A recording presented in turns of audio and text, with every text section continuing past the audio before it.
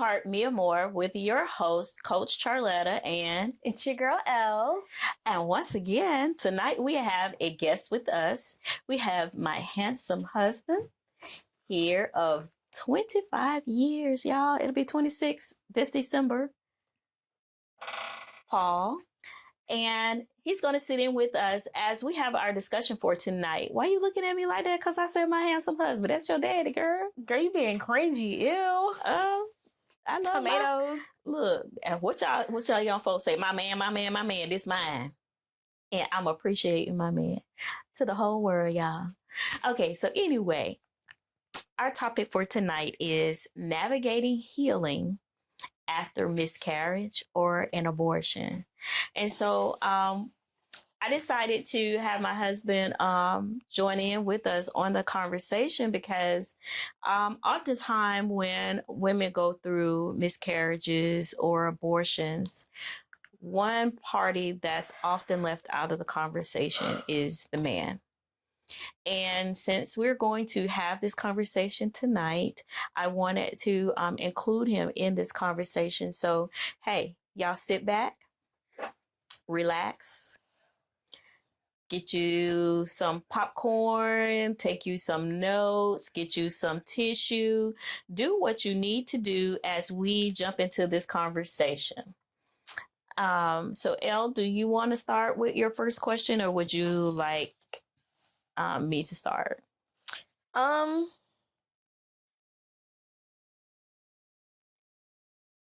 start. Okay. I'd rather start than be asked questions on this topic.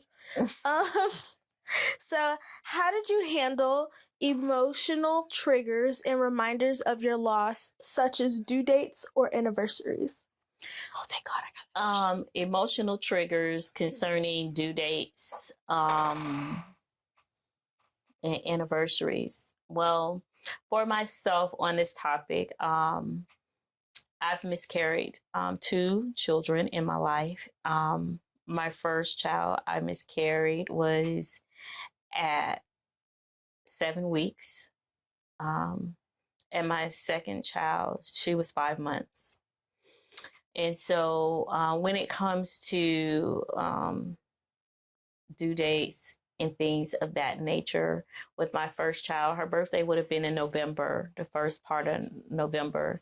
And so typically during that time, you know, it'll cross my mind. This would have been her birthday. This year, she would be turning 33. And yes, I keep up with years and birthday and stuff like that.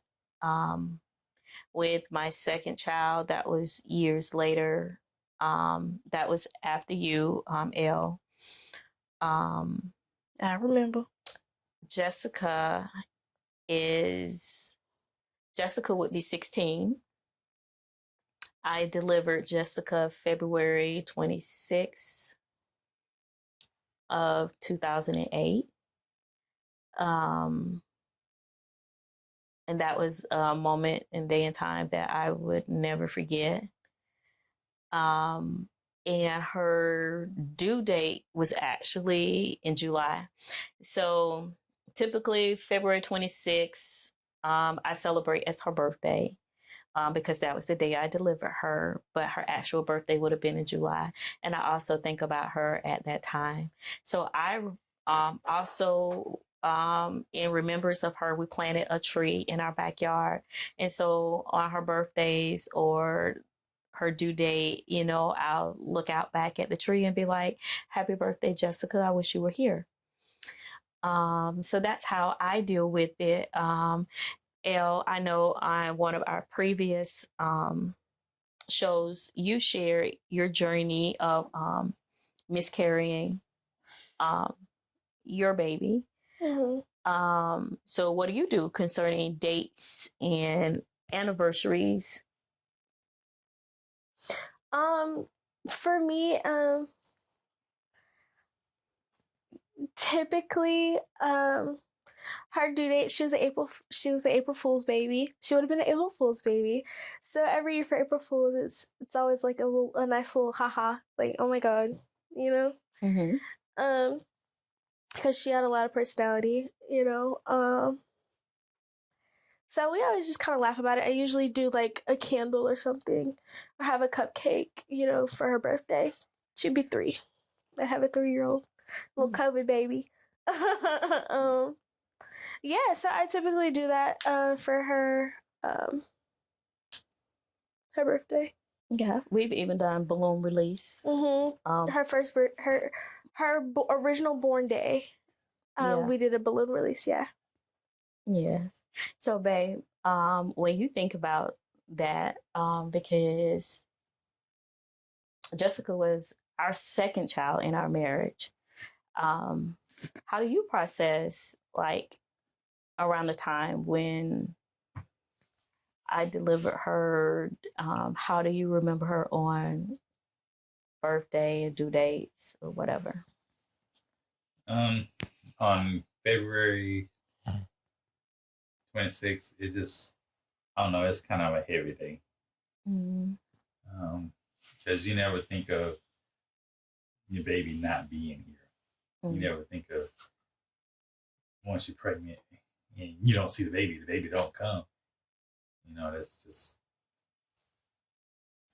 especially after 5 months and just had the ultrasound, you saw everything was good, and then all of a sudden, gone. Yeah.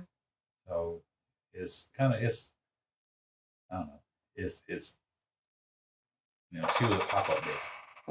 So she did. She surprised us for the experience, and we know she's in heaven, but at the same time, still miss her.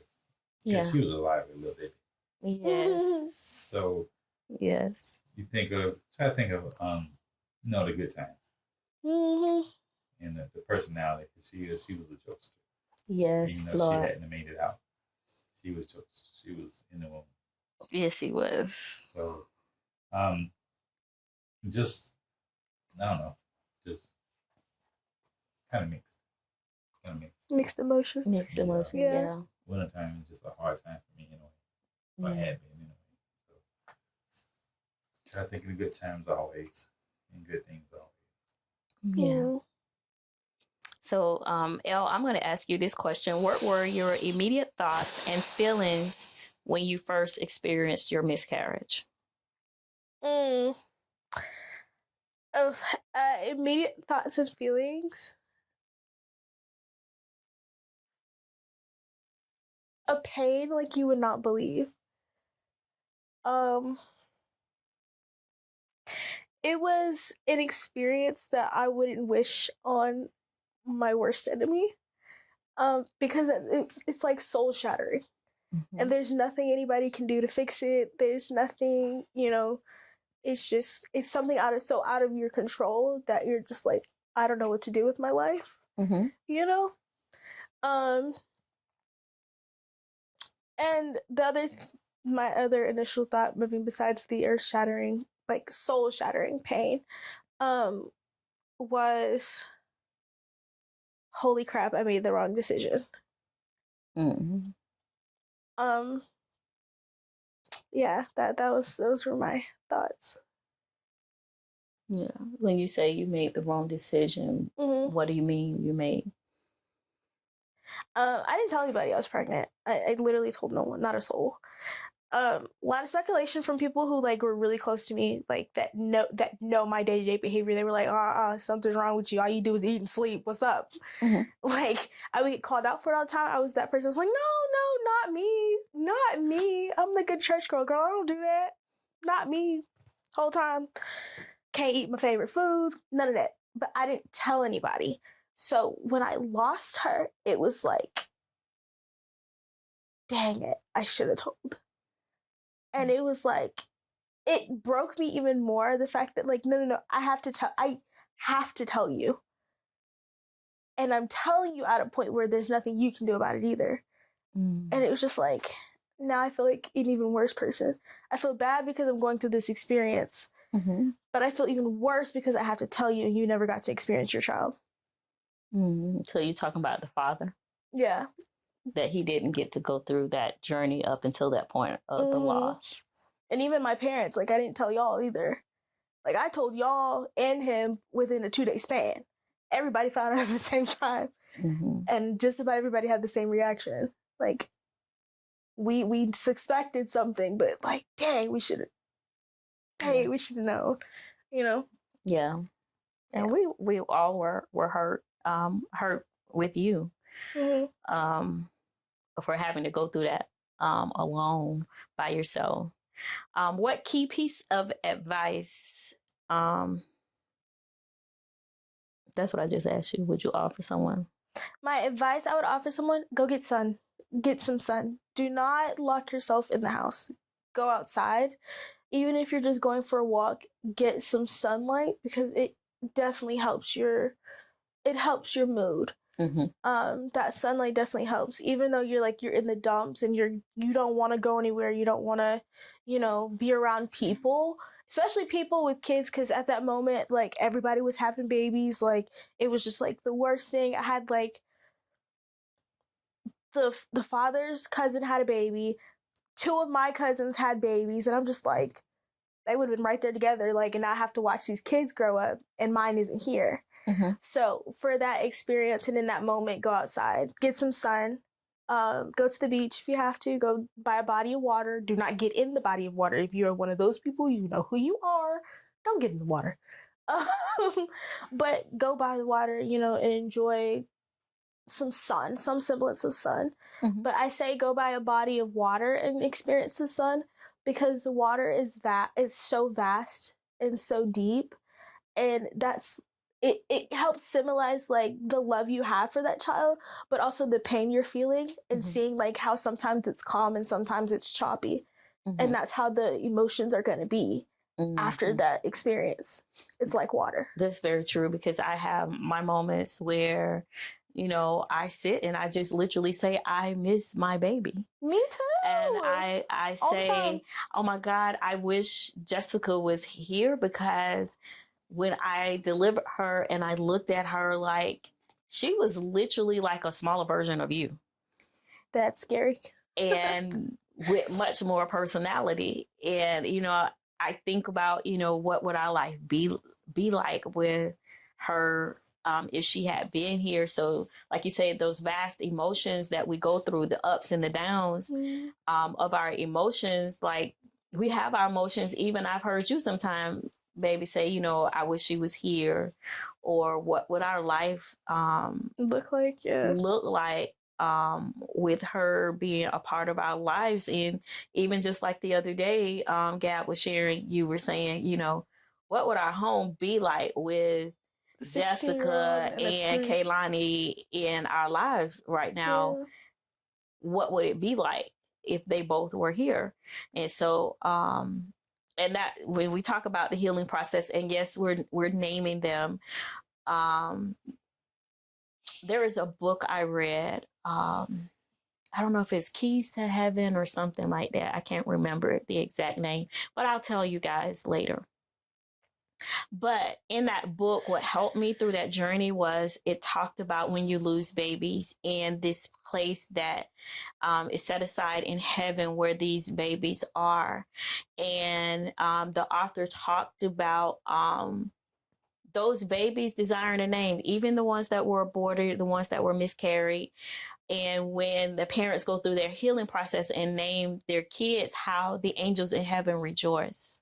And so for us, as a part of our journey, one of the things we did was we made sure that we named our kids. And I named both of my kids. My first child, her name was Darylyn. And I knew it was a girl because my oldest daughter at the time was like 2.5. And I remember her, and I hadn't even said anything to her, being at the head of my bed saying, my baby sister gone to heaven. And so that's how I knew it was a girl. And then with Jessica, we knew because of the ultrasound that she was a girl. And so we decided on the name Jessica early on. And that's how she had her name. And for me, that helped in the healing process. And for some of you who may have miscarried and you haven't even thought about that, think about what you want to name your baby. Give them an identity because they're still a part of you.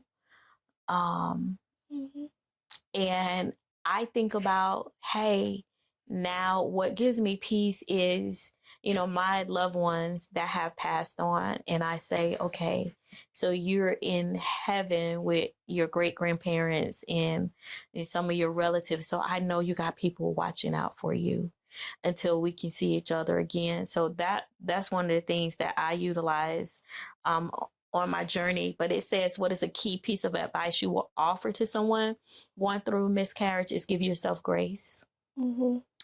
Allow yourself to grieve. And there are 5 stages to grief. You're going to have your denial, your anger, your bargaining, your depression, and then acceptance. Those are the 5 stages of grief. And allowing yourself to walk through the phases of grief. And even after 16 years, I still cry sometimes. Because she was just that much a part of me. So I would say just give yourself grace. Take one day at a time. Talk about it. Don't be ashamed and hold it inside and feel guilty. And I think that was one of the things since we started the TV show. As a matter of fact, our very first episode, you shared it. And I was shocked because that was something you kept close to your heart. But I knew you were on a healing journey. And when you decided I'm no longer going to hide this aspect of my life and share it with other people so they can understand the journey, the depression, the ups, the downs, I thought that was a significant step in your faith as to another level of healing on your journey. Besides what I've shared, is there any other advice you would give before we go to the next question, or any advice from a male point of view in dealing with miscarriage and healing? I would love to hear the advice that you would give. Just know that this too shall pass.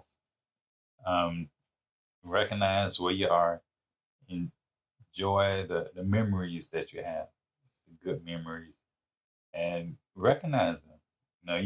You did however long you had, whether you had a couple of days, a couple of months.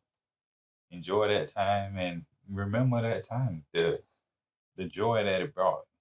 That whether it was a girl or a boy, the joy. Every life brings joy. So just remember the joy, and don't feel bad. Yeah. Don't feel bad, and don't be afraid to try again. Yeah. Just look for the joy. Yeah. That was good. That was good, babe. Gab. Or Elle, I'm sorry. No, it's okay. As far as any extra advice that I give, you can allow yourself to remember what it was like to have your baby with you. It's okay. It doesn't make you crazy. No, it's okay, because I can tell you how many times I'm like, bro, oh my God, I can't believe that really happened. And I look back so often, sometimes I laugh about it, sometimes I might cry. It just depends, but it's never a point of where I regret it. You know what I mean? Because honestly, I think she's the best thing that ever happened to me. Yeah. She changed the way I looked at life and how I live my life. Because if I had a 3-year-old right now, what would I be doing? The same thing, except I might have a little bit more noise, a little bit more mess, but I would be doing the same thing because I would want to live a life that she could model after, to be an example for her. Yeah. And So keep that in mind, like, as you're walking through that, you know, like, it's okay to live life as if your kid was there, you know, because they are still watching. They are. They do. And that's what that book talked about, how there's a portal in heaven where they can look over and observe our lives. And like when I tell y'all that book, I wish I would have brought it to share with y'all, to show y'all that book. That book helped me through the grieving process so much. But one of the things I would also say when you're walking through with dealing with a miscarriage or abortion is there will become times and points where you find it hard to hold other people's babies. Yes. Or to enjoy other kids. It becomes very hard because you're longing for the child that you lost. And so when that comes up, give yourself that space and that grace to walk through that season. And it'll turn. Like he said, you know, this too will pass. And I remember being in that place, and now I love kids. I keep kids. Like people see me, it's always somebody kid with me or with us. And we spoil kids in our household. We love kids. Mm-hmm. And you'll get through it. But I would say make sure you get help. Make sure you talk about it and share with someone what you're walking through. And with that said, we're going to take a brief commercial break and we'll be right back. And we're back. Elle, do you have a question for us? Yes, I do have a question. Mm-hmm. Okay. So, who or what was your biggest source of support during your healing process, and how did they help you? For me, I would say God, number one, because at that point, when I found out she was gone, it was devastating. And I remember trying to process it. And I remember just talking to God. I remember my mom being there. I remember calling you, babe. And he was away on a military assignment. Coca-Cola. That was Coca-Cola? Mm-hmm. He was away. And I remember saying, don't worry about it. I'll be okay. And when I say he was back in Jacksonville so fast, he had to be doing 90 to 100 all the way here to get to me. But to walk through that process was a lot. That was traumatic. It was very traumatic. I remember to this day, I could still hear the scream that came from the pit of your soul. And you saying, God, why would you take my sister? God, why? I can still hear that. And that's a scream no parent would ever want to hear their child scream. But I would say we were each other's support. We depended on God. My mom was there. I would say my daddy in love. Daddy was very supportive. Daddy helped us in planting the tree that we planted in our yard to memorialize her. The little colorful plants that we put around that you and your grandpa planted around that tree, that helped us in our remembrance and the grieving process. That was very helpful on that journey. Now, what I will say is I apologize to anybody who's listening and you've had people who did not know what to say to you. Mm-hmm. Because sometimes people think they're saying the right thing and it's so very wrong. Yeah. And I know for me, when I went through that and to hear, oh, babies die in the womb. Oh, you'll be all right. Oh, this will happen to the baby. Like, instead of you being supportive, your comments were so condescending and negative. And at that point, I was at a point, literally, I was fighting for my mental health because I felt like I was going to snap. And you may experience that in the loss of a child. Mm-hmm. Get help, get counseling, get therapy. Only thing I knew then was to hold on to Jesus. And Jesus is what brought me through that difficult time. And I know this is a heavy conversation, but this is a conversation that need to be had. Yeah. And I want every person that's aborted or miscarried to know that you are seen, that your pain is real, but you can heal, and there is life on the other side, and that you can still find joy. Like my husband said, find joy. Like, I'll never forget our first ultrasound we had with Jessica, and the lady was doing an ultrasound, and Jessica opened her eyes, and the lady was like, babies do not open their eyes at this age, or this kid has personality.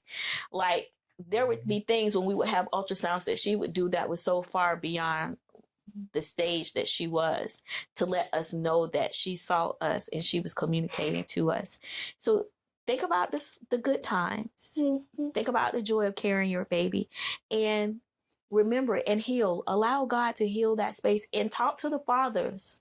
Acknowledge their feelings. Because I remember saying at one time, babe, where were you? You disappeared. And he was like, he couldn't. I remember you telling me, you didn't want to cry in front of me because you knew I was hurting. And you felt like you had to be strong for me while I was going through that. And I was like, but you could have shared that with me. But to understand the more of what men carry on their shoulders, you were doing what you needed to do to protect me and to cover me. And I appreciate that. And so with that said, anything else anybody want to share as we start to prepare to wrap up this session? I'm gonna answer this question I just asked you. You and Daddy were my biggest support system, for sure. Along with God, obviously, but you and Daddy were my biggest support system. Like, my daddy don't cry very often, but the day I told my daddy cried. My papa cried. He was like, my grandbaby, you know? Mm-hmm. And it's so, I don't want to cry, but that's my baby. That's my blood. That's mine.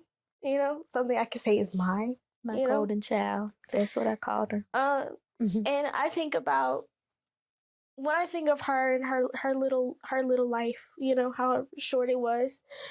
I think of how excited everybody around her was for her, whether they really knew she was there or not. You know, like, I remember going to my sister. You know, I was upset about something. Her daddy didn't piss me off. I was like, I'm going to see my sister. And I remember walking in and with my sister and her best friend August, and she and my sister was like, hey, do you want this? And I was like, and I gagged on sight. And my sister was like, don't lie to me, tell the truth.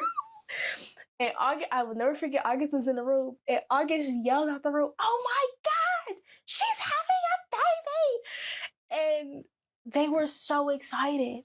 And everybody around me was so excited. And I'm just like, but I haven't said yes or no. Like, but they knew me so well. And just to, like, remember that, but also, like, as I'm walking through the process of, like, you know, as I was walking through the process of having lost her, you know, you and Dad, you know, always being there, be like, no, like, I understand what you're going through. I understand the feeling, you know. And, you know, when I told the father, he was such in shock. He was like, so I wasn't tweaking. I was right. Like, I freaking knew it. But, you know, be real, you know, and it's okay to look at, you know, the people around you and be like, it's okay.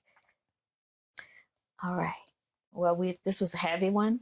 We thank you all for joining us on another episode of Heart to Heart, Me or More, from our heart to your heart, with love. Until next time.